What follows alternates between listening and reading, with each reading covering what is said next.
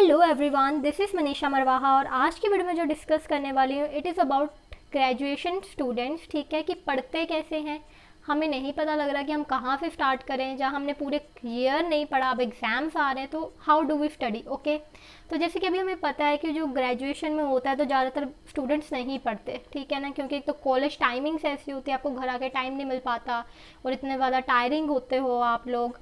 तो वही आज हम डिस्कस करेंगे कि पढ़ते कैसे हैं। और जो ये वीडियो है ये सब लोगों के लिए एप्लीकेबल है, चाहे तुम बीटेक में हो, चाहे तुम एमबीए कर रहे हो, बीसीए में हो, किसी भी स्ट्रीम में हो, बीएससी में हो, कुछ भी कर रहे हो, ठीक है ना। तो इसमें मैं फिर तुम्हें स्ट्रेटेजी बताने वाली हूँ कि पढ़ते कैसे हैं। अब देखो, हर चीज़ के टू सोल्यूशन होते हैं और इसमें भी मैं तुम्हें एक तो पहली थिंग बता दूँ कि हाँ ये कुछ रटे रटाए 5 टिप्स हैं, इनको फॉलो कर लो, ठीक है। और उससे बेटर है कि मैं तुम्हें एक स्ट्रेटेजी दे दूँ जो तुम अपने अकॉर्डिंगली, अपने कॉलेज, अपने यूनिवर्सिटी के अकॉर्डिंगली तुम खुद बनाओगे, ठीक है। मैं तुम्हें सिर्फ यहाँ पे गाइड कर सकती हूँ कि पढ़ना कैसे है, या फिर ये स्ट्रेटेजी है जिसको तुम फॉलो करके तुम पढ़ोगे। तो मुझे कमेंट्स में ये कमेंट मत करना मैम ये मेरी यूनिवर्सिटी है, प्लीज़ आप मुझे बता दो मैं कैसे करूँ, मेरी इतनी बैकलॉग्स लगी हुई है, प्लीज़ प्लीज़ हेल्प कर दो। ऐसे कमेंट्स बिल्कुल मत करना, क्योंकि मैं आपको हेल्प नहीं कर सकती ना, आपकी जगह बैठ के मैं आपका नहीं देख सकती, आपको खुद देखना पड़ेगा। बट मैं आपको ओवरऑल गाइड कर सकती हूँ कि आपको करना कैसे है, ठीक है।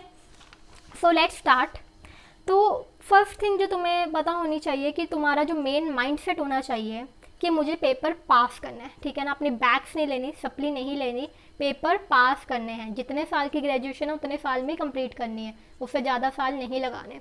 फिर सेकंड तुम्हारा माइंडसेट आना चाहिए कि अब पेपर में अच्छे मार्क्स कैसे लेने हैं, ठीक है। तो अभी हम फर्स्ट के अकॉर्डिंगली चलेंगे कि हमें पेपर पास कैसे करना है, ओके। क्योंकि तुम्हारे पास इतने सारे सब्जेक्ट्स होते हैं, यू हैव 40 to 48 सब्जेक्ट्स, ठीक है, तुम्हारे होल ग्रेजुएशन टाइम में, ठीक है। तो इतना की चीज़ें तुम नहीं याद रख सकते, बी वेरी प्रैक्टिकल, हमारी ह्यूमन कैपेसिटी इतनी नहीं होती, ठीक है।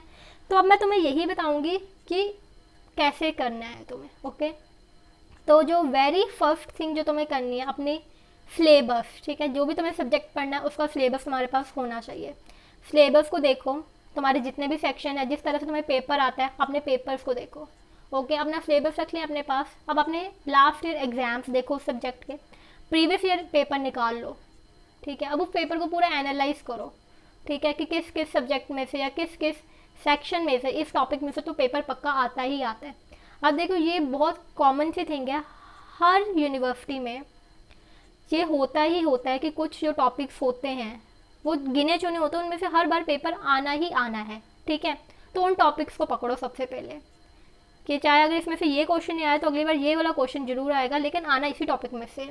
तो ऐसे टॉपिक्स को सबसे पहले प्रिपेयर करो, ठीक है। जितने भी तुम्हारे होंगे उनको, ऐसे टॉपिक्स को सबसे पहले प्रिपेयर कर लो। अब ये तुम्हें टॉपिक्स कैसे पता लगेंगे, वो तुम्हें मेरा पेपर पूरा एनालाइज करना पड़ेगा, क्योंकि हर यूनिवर्सिटी के अकॉर्डिंगली हर डिफरेंट टॉपिक्स होते हैं, ठीक है। तो उस पेपर तुम्हें एनालाइज कैसे करना है वो तुम्हें अपने यूनिवर्सिटी की साइट पे जाके तुम्हें जो पुराने लास्ट के पेपर मिल जाएंगे उससे तुम्हें एनालाइज करना है, ठीक है। ये हो गया स्टेप 1 कि हम कैसे अपने स्ट्रेटेजाइज करें। अब आता है क्वेश्चन कि मैम हम पढ़े कहाँ से, ठीक है ना। क्योंकि ज़्यादातर क्या होता है, हमने क्लासेस लगाई नहीं होती, बंक करा होता है, या फिर क्लास में समझ नहीं आता, तब हम कहाँ से पढ़ें। तो उसका जो सबसे मेन थिंग है, आपका ऐसा कोई फ्रेंड ज़रूर रखो अपने क्लास में, ठीक है, जो प्रॉपर नोट्स बनाता हो, ठीक है, जो नोट्स बनाए, जो पूरा नोट डाउन करे और जो हेल्प करने में भी इंटरेस्टेड हो। ऐसा नहीं कि हाँ भाई हम तुम्हें नहीं दिखाएंगे या हम तुम्हें नहीं शेयर करेंगे कुछ चीज़। तो ऐसा फ्रेंड जरूर होना चाहिए तुम्हारे पास जो हर चीज़ के नोट्स बनाता हो और who is ready to help you every time, ठीक है। तो उससे तुम हेल्प मांग सकते हो कि भाई मुझे नोट सेंड कर दे या मुझे इंपॉर्टेंट टॉपिक्स बता दे, क्योंकि वही तुम्हें बताएंगे कि ये इंपॉर्टेंट टॉपिक्स है, ये तुम पढ़ सकते हो, ठीक है। फ्रेंड्स आर वेरी इंपॉर्टेंट, वो तुम्हें बहुत हेल्प करने वाले हैं, तो ऐसा फ्रेंड ज़रूर ढूंढो।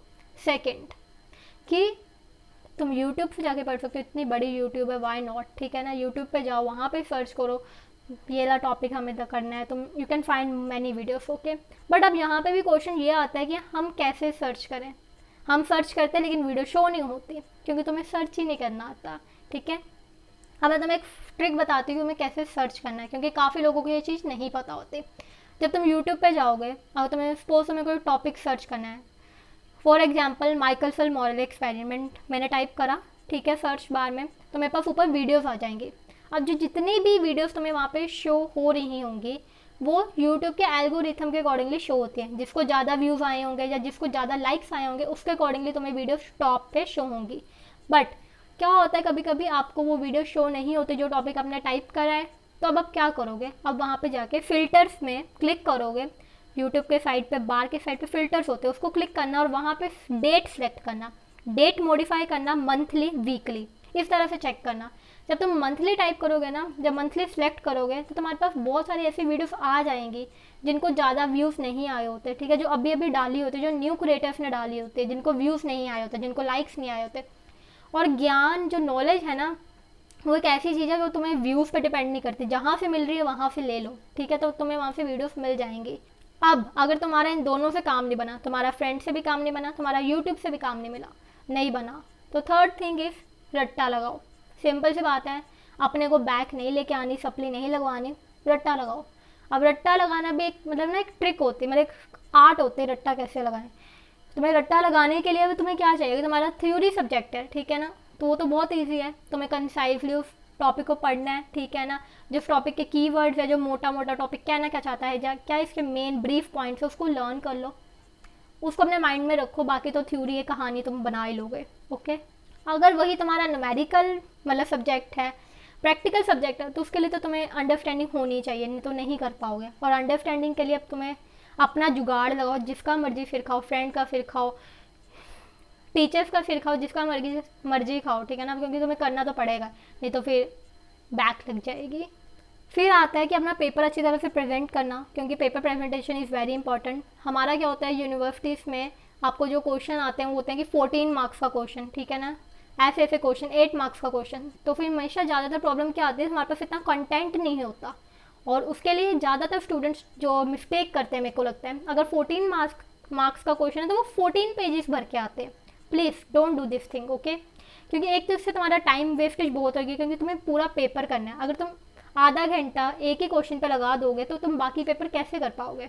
14 मार्क्स के लिए 14 pages not at all, okay, जितने मार्क्स का क्वेश्चन है उसके हाफ पेजेस भरो। अगर 14 मार्क्स का है तो 7 पेजेस इज़ इनफ, ठीक है, बट उसके लिए कंडीशन ये है, जो तुम वो 7 पेजेस भरोगे वो पूरे भरे भरे होने चाहिए। ऐसा नहीं कि उसमें तुमने खुली खुली जगह छोड़ दी है, एकदम खुला खुला करें। भाई एग्जामिनर बेवकूफ़ नहीं है, उसको पता लग जाता है कि आपने टाइम पास करने के लिए शीट्स भरी हैं बस, ठीक है ना। वो 7 पेज तुमने अच्छी तरह से भर भर के आने, उसमें डायग्राम्स बनाओ, उसमें फ्लो चार्ट बनाओ, उसमें इंट्रोडक्शन दो, फिर पूरी बॉडी लिखो, देन कंक्लूड करो अच्छी तरह से, ठीक है, उसको तुमने भर भर के आना है। अब उसको भरने के लिए तुम्हारा पढ़ना बहुत ज़रूरी है, क्योंकि कंटेंट होगा तभी भर के आओगे ना।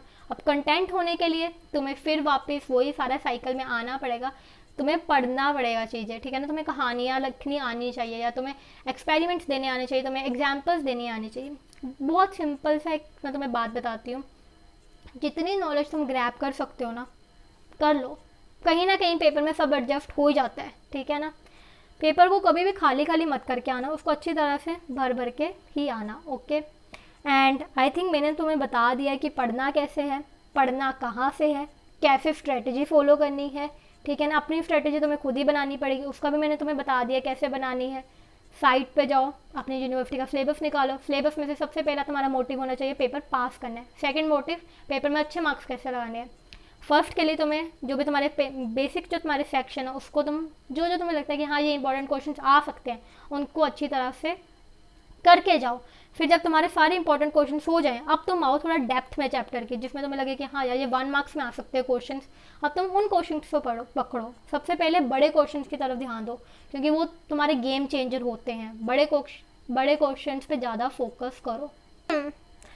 एंड बिलीव मी, अगर तुम ये टिप्स फॉलो करते हो ना, तो चाहे तुमने मतलब पूरा सेमेस्टर अच्छी तरह से नहीं पढ़ा, सिर्फ तुमने क्लासेस लगाई हैं, फिर भी तुम अच्छी खासी एक CGP मेंटेन कर सकते हो। नियर अबाउट तुम 7 CGP मेंटेन करके रख सकते हो अगर तुम इस तरह से पढ़ोगे तो। और ये वो बच्चे बिल्कुल मत फॉलो करना जिनको आगे जाके टीचिंग लाइन में जाना है, तो जिनका आगे टीचर बनने का कुछ है ड्रीम, ठीक है। क्योंकि अगर आपको टीचर बनना है तो आपको बेसिक्स पे जाना पड़ेगा, क्योंकि आपके बेसिक्स क्लियर होने चाहिए। ये सिर्फ उनके लिए है जिनको सिर्फ हाँ पेपर क्लियर करना है, तो this is the trick and this is from my side. Bye bye. और one more thing, please video को शेयर ज़रूर करा करो, और लोगों की भी हेल्प करा करो जो तुम्हारे जैसे हैं, ठीक है ना, क्योंकि तुम्हें ब्लेसिंग्स मिलती है इससे। That's the simple thing I can say. And bye bye.